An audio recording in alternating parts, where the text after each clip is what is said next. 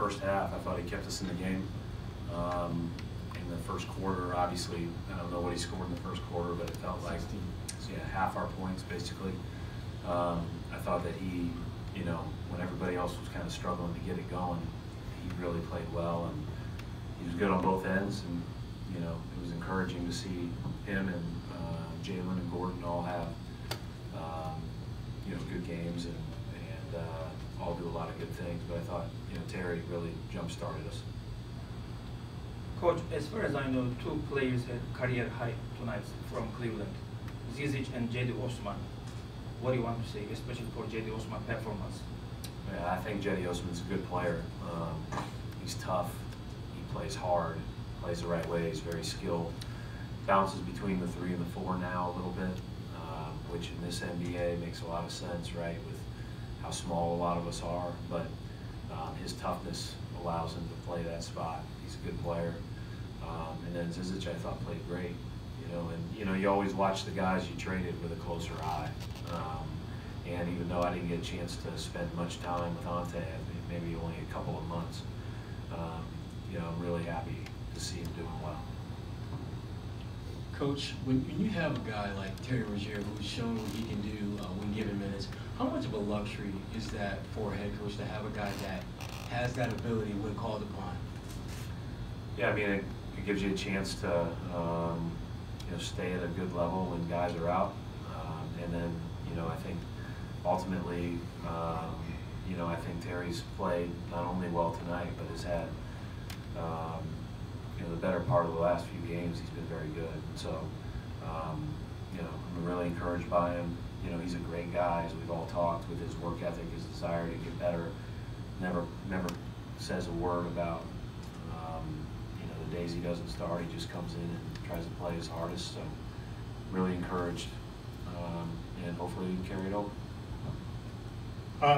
Jason Tatum has been very aggressive attacking over the past couple of weeks. What caused him to make the switch and start attacking the basket so much? Yeah, probably a good question for Jason. But I think generally we talk a lot about layups, free throws, and threes, and he's one of the guys that can get to the line, and he usually can do it kind of playing, and making the right move without forcing the issue. So it was very encouraging. I agree with you. Today he had 2 or 3 drives that were even a little bit more purposeful than, or at least something he can really build off of. What did you like from Wanamaker tonight? It seemed like he could do a nice left hand. Yeah, he's been good. Every time I played him in a regular rotation, and obviously at the end of games, but in a regular rotation, I think he's added positive, productive minutes. As Danny said, from the moment we signed him, he is a pro's pro. He will always be ready. He is, he's been doing this a long time at a high level, and he's 29 years old, and just knows who he is and what he does best. And I'm very encouraged by him too. Brad, just to piggyback off of that, obviously you guys are super deep, but have you been, just based on how well he's played, when you get those regular rotation minutes, have you been tempted to try him out more, in spots with when everyone is healthy? It's really hard to do that with our lineup being what it is.